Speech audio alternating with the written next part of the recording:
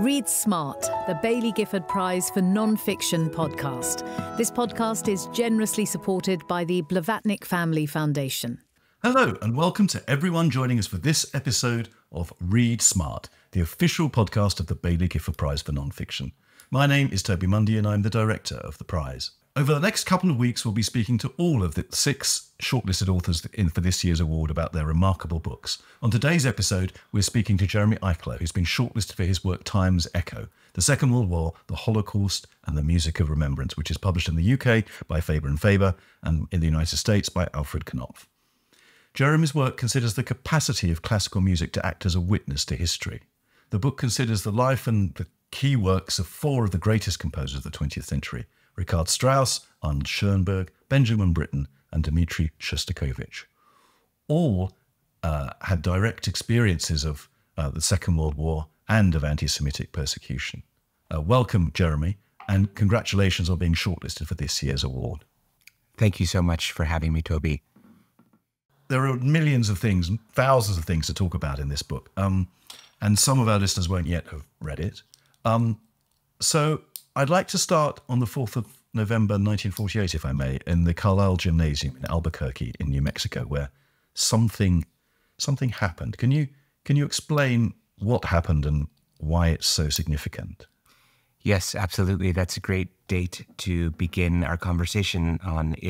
This was the world premiere of the very first musical memorial to the Holocaust by a major composer anywhere in the United States or anywhere else. This world premiere took place in the sweat-soaked university gymnasium, as you mentioned, in Albuquerque, New Mexico.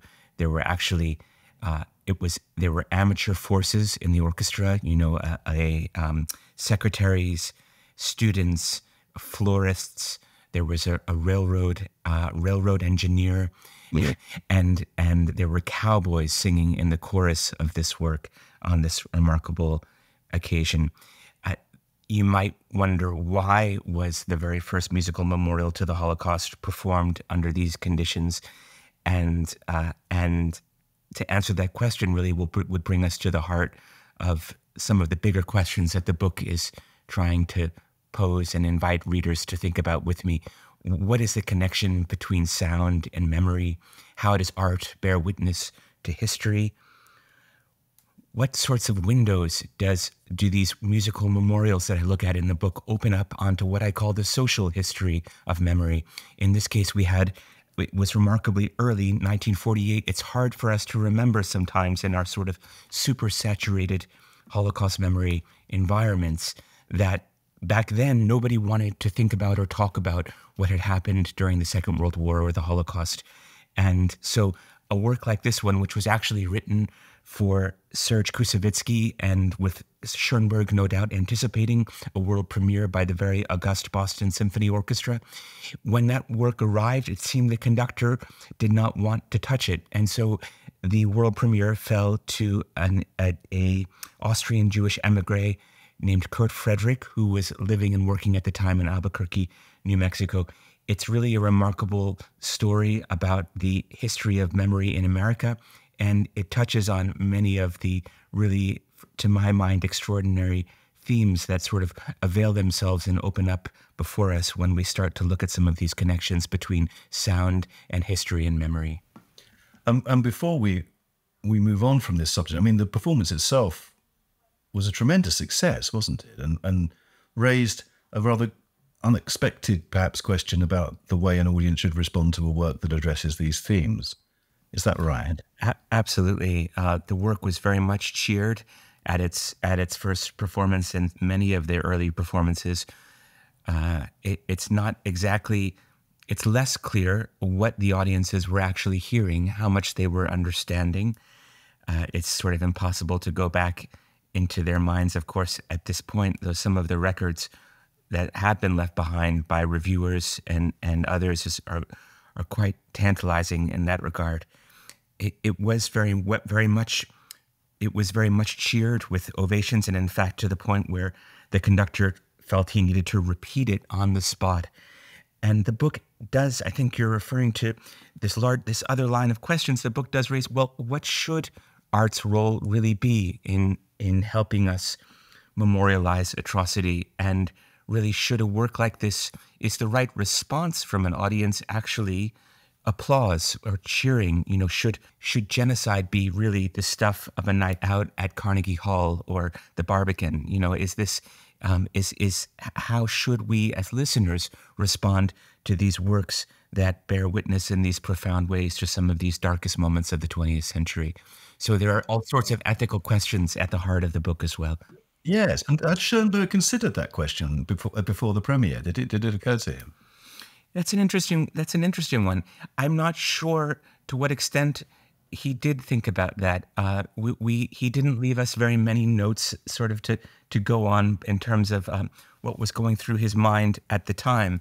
And I'm not sure that he was as concerned about those questions as I became while thinking about these subjects.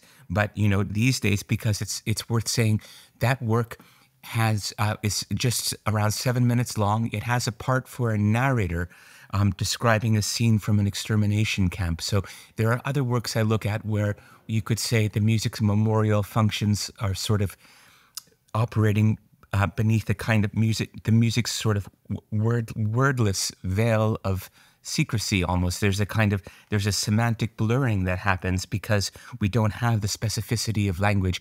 In this case, there is a very precise text that the narrator is recounting and describing a scene from an extermination camp that refers to gas chambers. And so for that early post-war moment, it was sort of frighteningly specific, and I think added to the shocking nature of this piece because it came at a time where, in fact, most of its audiences would have never even heard of the genre of survivor testimony whatsoever. And here we have ostensibly the figure of a survivor as the narrator of a musical memorial. It was fantastically early in terms of memorialization. I mean, Wiesel's Night didn't appear until later in the following decade. Was that 56 or 57, I think? It was incredibly early. There wasn't a single built memorial to the Holocaust anywhere in this country. And exactly as you say, Wiesel's Night, Primo Levi's Survival in Auschwitz, none of these now what we think of as iconic Holocaust testimonies in literature, none of them could even find a publisher. I think that Night was, the agents for Night tried over 15 different publishers before they found one. And, and that was already after the work had been extensively rewritten and championed by various other writers before it could find a proper audience. So it was a very, very different time indeed. Your book makes the case for the power of music as a culture's memory. I think, as an art form that is uniquely capable of carrying forward memories of the past. Now, this is a huge sort of intellectual and philosophical proposition. Is this an idea that you've always had, or has this idea grown and developed in your mind of this relationship between music and time? And what is it? So there's two questions. This idea of a relationship between music and time, has it grown over time? What is the nature of that relationship? And why is music unique in this regard? And maybe three versions of the same question. Yes. So this is another great question, Toby. For me, I've been working as a classical music critic for over 2 decades. And I think I came to it with a sense, almost you might say sort of an instinctual sense, that I would be sitting in these concert halls and just have this feeling that there were these sort of profound transmissions from the past that were kind of flooding off the stage. And, then you sort of look to your right and some gentlemen's perhaps catching up on some sleep, and look to the left and someone else is reading their program notes very diligently, and you sort of realize that eventually that perhaps not everyone was approaching it the same way. I ended up following my own sort of hunger to understand more deeply the cultures from which these works emerged, understand the worlds that were being transmitted to me through this very abstract medium by pursuing my own training as a cultural historian of modern Europe. And, and it was really those combined perspectives as someone really sort of deep on the experiential side of listening, if you will, and also then trying to formulate an opinion or a kind of bridge to to a public through one's writing, my work as a music critic, and my training as a historian that came together in the sensibility that informs this whole book as a whole. To answer your question a bit more directly, I have to be careful here. I don't really think of it as a competition between these different art forms. Is it, had a painting versus a poem versus a work of classical music, but I do think that each art form carries forward the past differently. And it was, so when I speak about music's unique way of doing so, that's really what I'm getting at.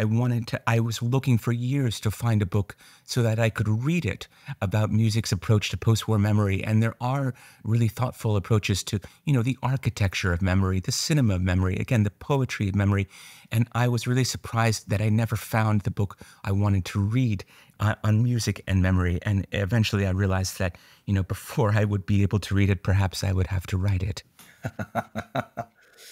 And tell us about some of the affinities then between music and memory. Yes. So, if you think about it, music, of course, is a time-based art.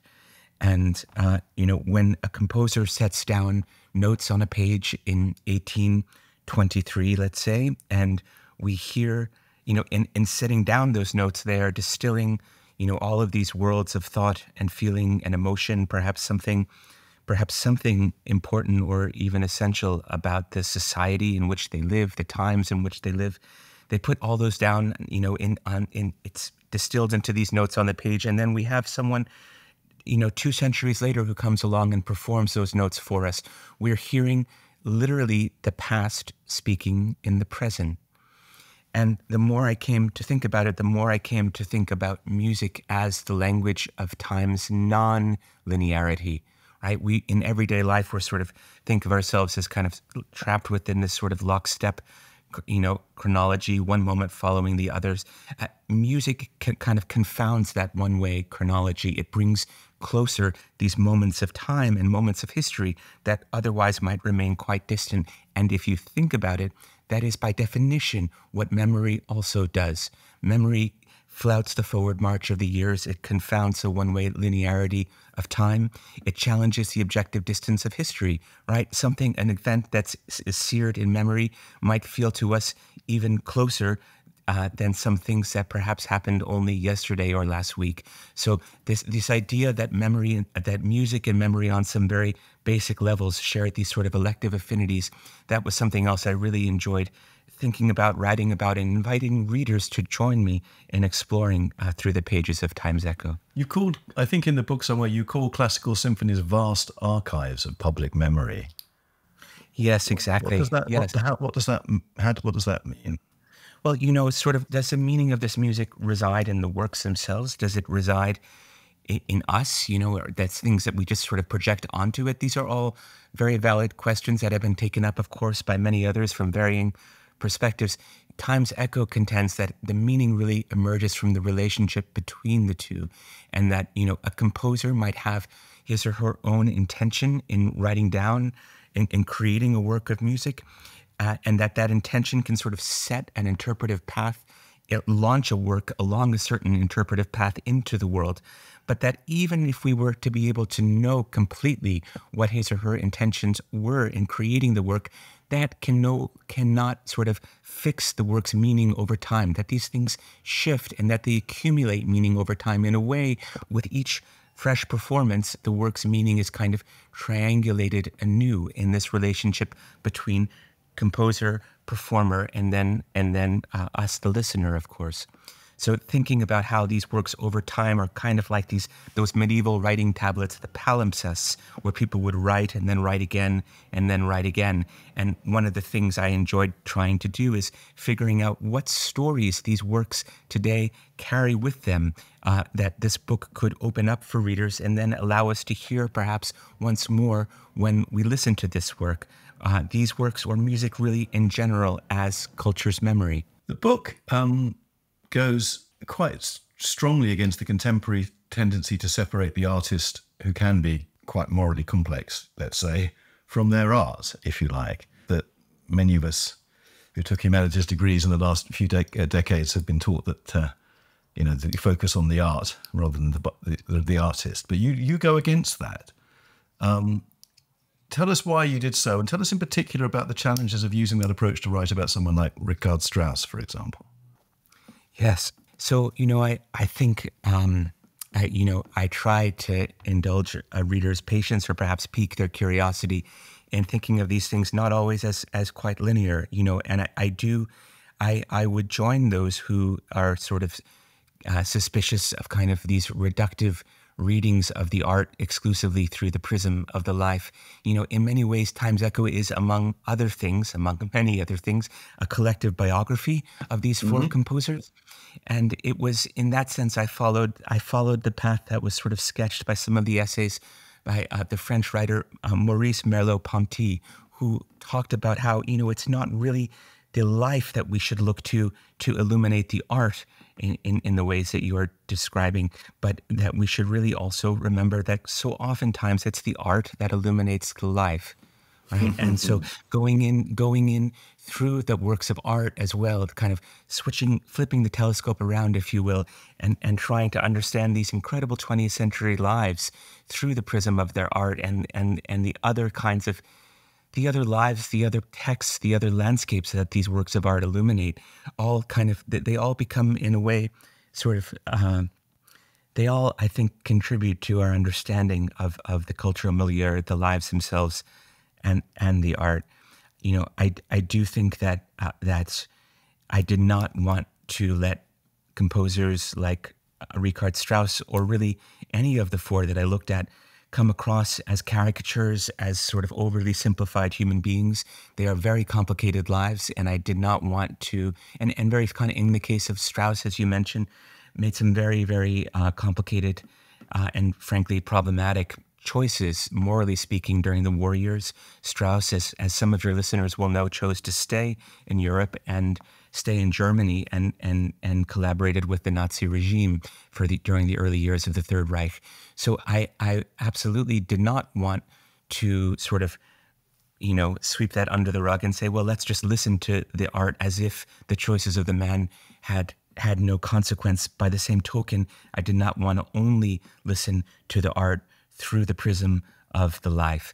And, you know, in one of the more interesting, in a way, more creative turns that Time's Echo makes is actually trying to say, okay, if we have an incredibly powerful musical memorial like Metamorphosen, which was the one that Strauss wrote near the very end of the war, and there are no words in it, it's a purely instrumental work for string orchestra, incredible sort of a web of sorrowing beauty. It's really quite an extraordinary work, probably the piece that gets performed most often of all the works that I talk about in Time's Echo. We know it's a musical memorial really only because Strauss writes beneath a quote from the funeral march of Beethoven's Eroica Symphony. He writes the words "in memoriam," and that's it. He doesn't say what it's memorializing. He doesn't say in memoriam to whom or to what. And he really leaves that all for us to interpret. And one thing that I do in the book is just to ask, well, perhaps it's not really his to answer anymore. He's certainly not around to do so. And perhaps we could actually, in thinking about these other things going on around him at the time, I tell the story of Strauss's Jewish neighbors, for instance, all these other examples of suffering that were right in his own backyard during the years that he stayed in Germany, to which, frankly, he seemed often quite oblivious. And I tell the story of these other completely forgotten lives. And I ask us to think about whether, why can't some of these other stories now be inscribed actively, if you will, into this music, so that certainly for myself, and I encourage other readers to join me, once you know these stories, I find it very difficult to not also remember those when I hear Strauss's Metamorphosen. So part of this is also kind of, what can we do with these works? What can we ask them to remember for us, perhaps in addition to some of the things that their composers originally had in mind? Oh, what a wonderful answer. The book opens with an earlier epoch, doesn't it? With the portraits of a trio of German-speaking Jewish composers, Felix Mendelssohn, Gustav Mahler, and Schoenberg himself. And you tell their stories as a means of exploring a particularly kind of optimistic Jewish approach to culture, don't you? Can you tell us a little bit about that and about the idea of Bildung and the role it plays in the early part of your story? Absolutely. Before we could come to understand, I found, the meaning of these incredible post-war musical memorials, it was really important to understand how, in a way, this very same art form had been asked for over a century to carry forward humanity's highest dreams and ideals, the kind of utopian aspirations of German culture. If we think of the last movement of Beethoven's Ninth Symphony, where he sets Schiller's Ode to Joy and this kind of vision of universal brotherhood and this life of freedom and dignity that would be available to all. This was the kind of the moral, the kind of metaphysical task that music was saddled with. That's perhaps not the right way of putting it. This was the music. These were some of the ideals that music had been asked to carry forward, and in fact, this was the kind of crucible, the ethical crucible in which German music, the idea of German music, was forged. And so it seemed like it really was important to understand. And in some ways, I chose the four composers I chose because they were of this generation that inherited these 19th century ideals of what music might express, this optimism, the kind of these hopes and dreams of music's long 19th century. They were the generation that inherited them, but they were also the generation that sort of spanned the profound rupture represented by the Holocaust and the Second World War. And it was a rupture, Toby, right, in the most profound sense. I quote the philosopher Jürgen Habermas, who famously said that the Holocaust was a rupture in the layer of solidarity among all who wear a human face. Right? So how do we hear these post-war memorials even more deeply when we come to realize this older history of utopian aspiration that they also carry inside of them? And then how do we hear this pre-war music, these 19th century romantic works even like Beethoven's Ninth Symphony? How should we be hearing them today on the other side of this rupture? Because a work like Beethoven's Ninth Symphony, the book contends, cannot or certainly should not mean the same thing before and after Auschwitz. Because if this idea of a timeless masterpiece is so in some ways ingrained in kind of the culture of classical music today. But when we call the work timeless, we're basically taking it outside of time, outside of history, rather, I should say. And the book contends that these works can't travel between then and now. They cannot make that journey unscathed. The survivor Paul Celan talks about works of art traveling through time to meet us, not above it, not beyond it, but really through it. And when we neglect to hear the kind of scars inflicted on these older works of music by the history that separates us and them, I think we risk reducing their very sincere optimism and these beautiful kind of dreams that are inside of this work to a sort of almost like a freedom kitsch, right? I wanted to give us new ways and in some senses deeper ways of thinking both about these post-war memorials and this larger history, this centuries of utopian dreaming, that these Enlightenment dreams, if you will, that the older music is also capable of carrying forward. And I should just add, this history, these Enlightenment dreams that I argue in the book are really no less valid for having not yet come to pass.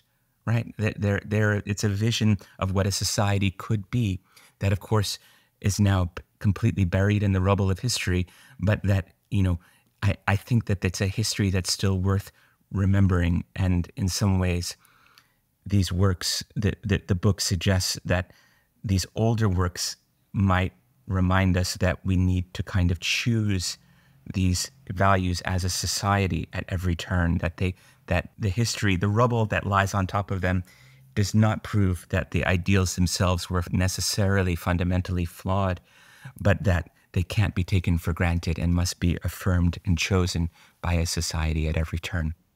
There's a really wonderful chapter about the impact of the war on Benjamin Britten, who is one of your four composers. Who was a pacifist, of course, and yet the war has Second World War has a tremendous impact upon him. There's a sort of a period between him visiting Belsen in 1945 and then the premiere of his war requiem in 1962. Tell us a little bit about the impact of the war on Britain and about the effect on him creatively and morally.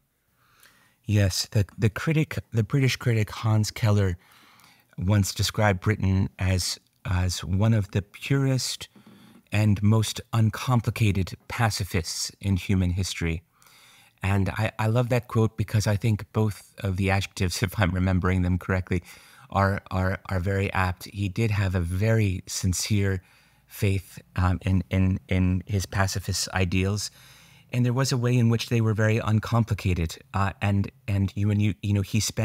He spent the early years of the Second World War in the United States, sort of far from the collective experience of his countrymen in the UK, and certainly, especially during the years of the Blitz, for instance, where there was so much, suffering, not just in these arenas of war, but of course the Second World War blurred the distinction between the front and the home front, and so with all of this kind of indiscriminate aerial bombings, right, of the cities. So Britain missed out on all of that, and I think he came back almost hungry for some sense. He had what the violinist Yehudi Menuhin called, this hunger for community with the suffering world.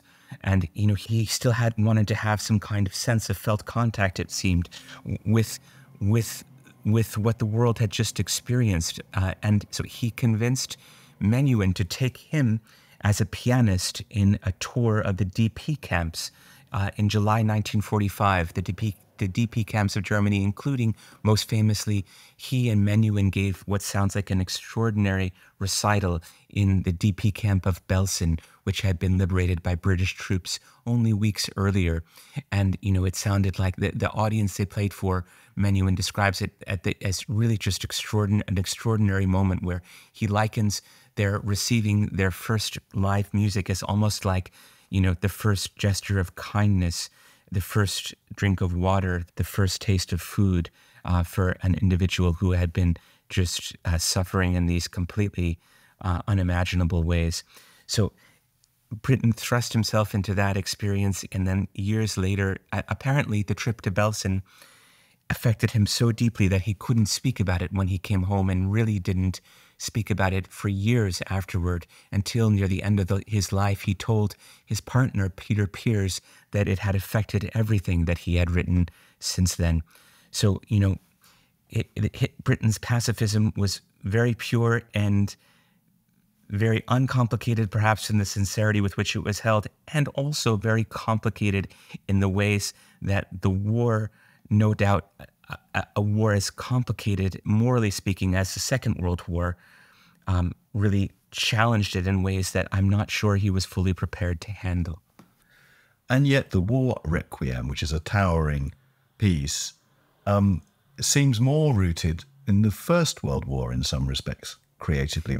Yes, exactly. That was the war that a pacifist could write about, right, with a sense of almost a clearer conscience, right? Because, he went straight to the trench poetry of Wilfred Owen, which is so extraordinary on its own terms and brings up so powerfully and palpably this kind of universal truth about in Owen's phrase, the pity of war, right? The fact that these soldiers from these opposing sides could be just annihilating each other willy-nilly in these battlefields, in these staggering numbers for a cause that most of them could not even articulate, right? They were dying in these conflagrations for these abstract virtues, and Owen was really searing in his verse about the depravity and the bankruptcy, the moral bankruptcy that was at the heart of the First World War between these combatant countries.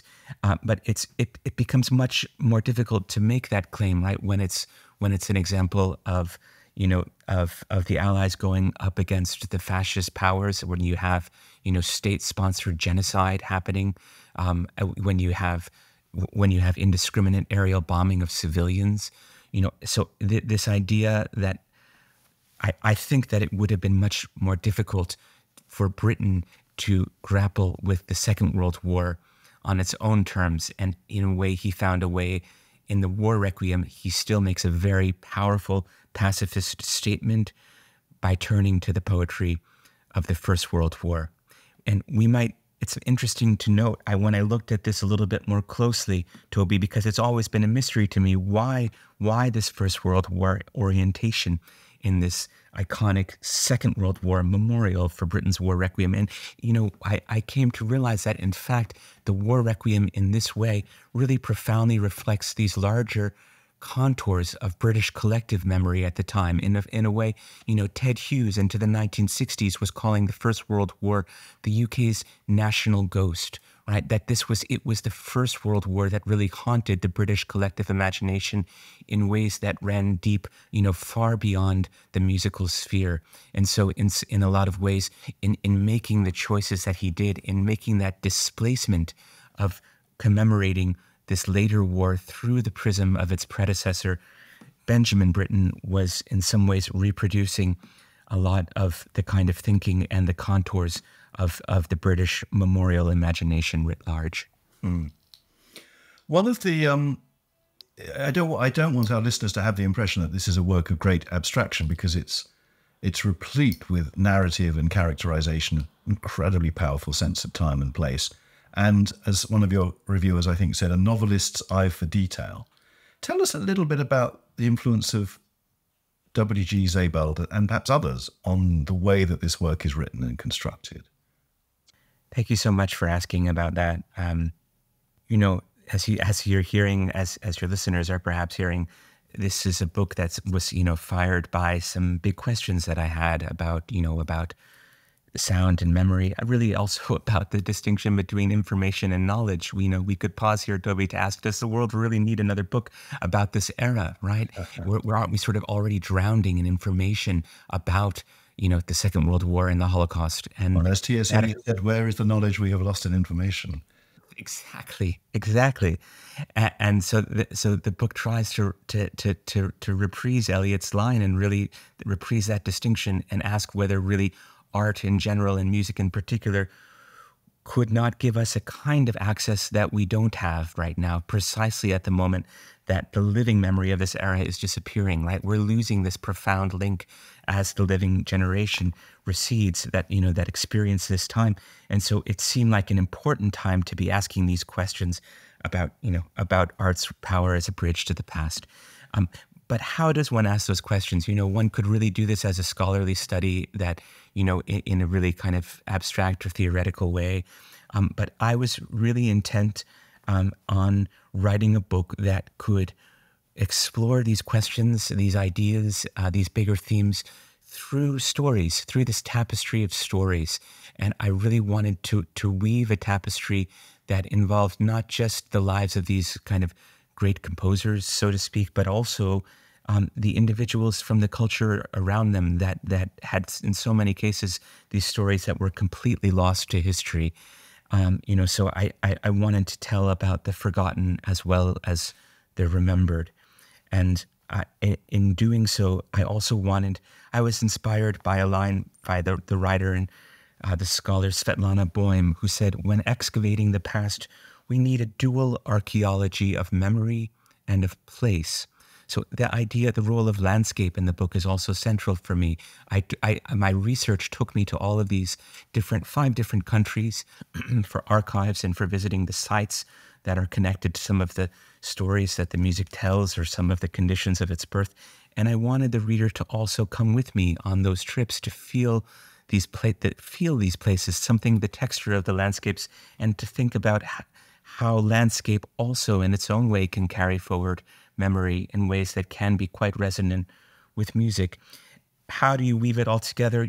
As a writer, that was where I turned to, for me, what the post-war writer who did this in just the most magisterial and inspiring way, and that was W.G. Sebald, who born in 1945, and for my sense of things, and I think for many, the great post-war German poet of memory, and one who perhaps not incidentally, made his life on the Suffolk coast, teaching at the University of East Anglia. Not so far from Benjamin Britten country. Not so far from Benjamin Britten. And in fact, one of his books, The Rings of Saturn, takes the reader in this very profound way on these sort of walking tours of the very landscape where Britten was born and spent most of his life.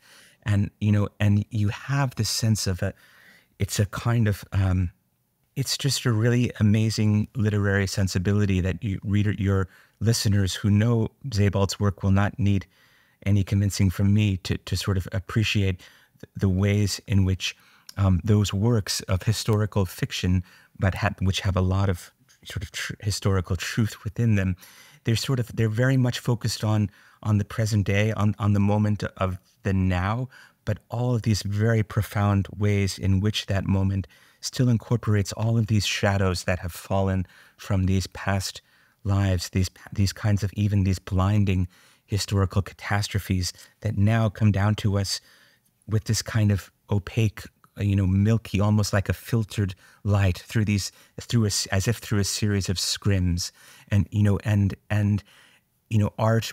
art.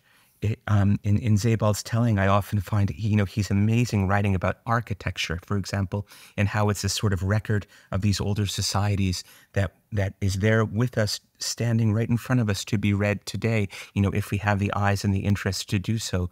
And I always wondered, why doesn't Sebald write more about music? Because in some ways it's perhaps the most Sebaldian art form of all, for some of the reasons we were talking about earlier. And in some ways his novels really made me think they really inspired me to think about these time traveling qualities that he finds in other art forms. It made me think a lot about those qualities vis-a-vis music, and the idea of having this kind of literary model, I say with profound humility, this is not a model really, it's an inspiration for what language can do around these questions of memory and art. And if in some small way his works, guided this one, then, I'd feel very glad to know that. You mentioned that Sebald was sort of rooted in the now, and you've said somewhere that your book is also angled towards the present and the future. What did you mean by that? And if I may follow up, the fourth composer we haven't discussed is Shostakovich, and I read somewhere that you were writing about Shostakovich as Russia was invading Ukraine. Would you speak a little about what you mean about how your book is angled towards the present and the future, and also about the impact of events around you as you were putting your book together and writing it? Yes. It was really important for me to try to approach this history really from the perspective of the present in a few different ways. In one sense, I really wanted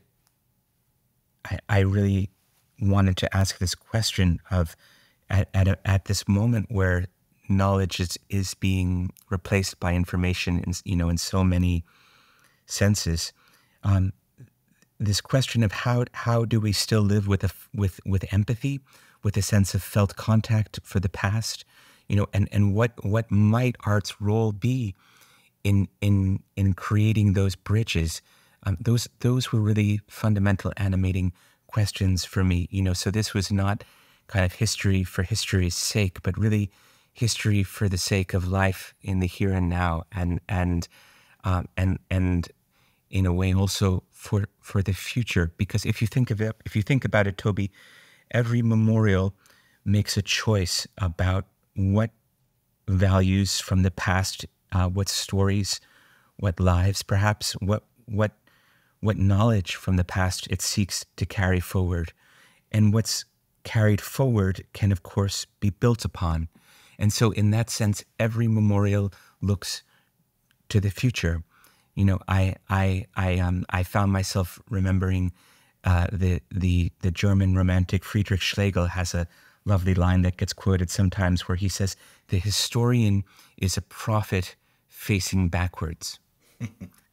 And if you think about it in those same terms, the book tries to say that a memorialist perhaps is a historian angled toward the future.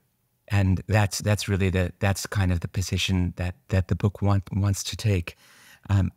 You ask about Shostakovich, about writing in the here and now. We could do a whole other podcast. I was going to say each of these composers you could write a whole book about or books about, and it's so. Yes, you may have to agree. Yeah.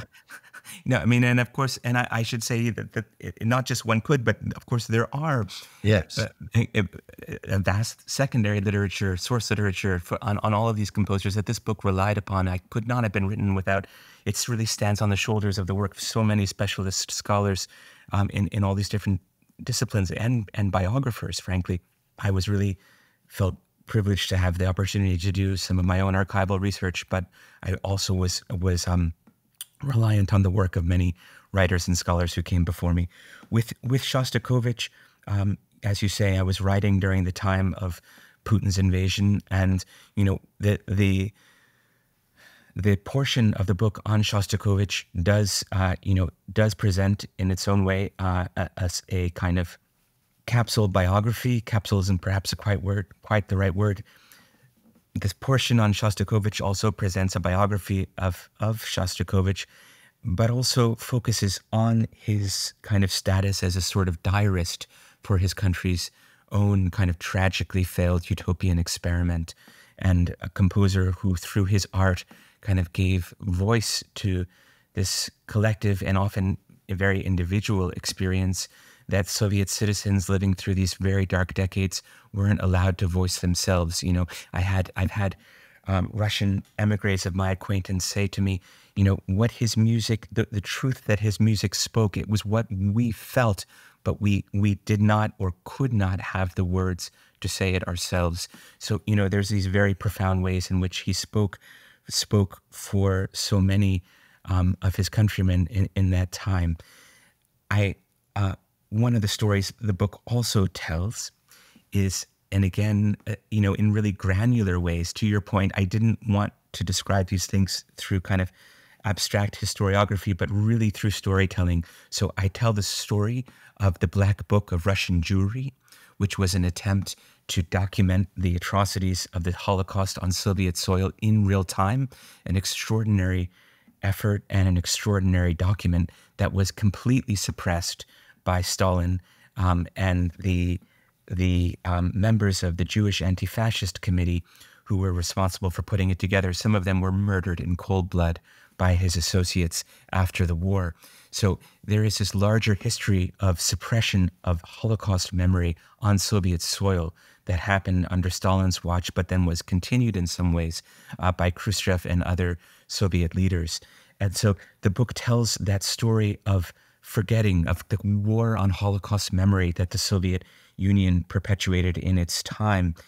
And it was really, frankly, extraordinary, Toby, to be working on those chapters at the same time that this new invasion happened, with Putin kind of reprising all of these dreams of Soviet empire, and quite obviously also reprising this kind of war on memory that the history I write about reveals was always in a way part of the dream of empire itself.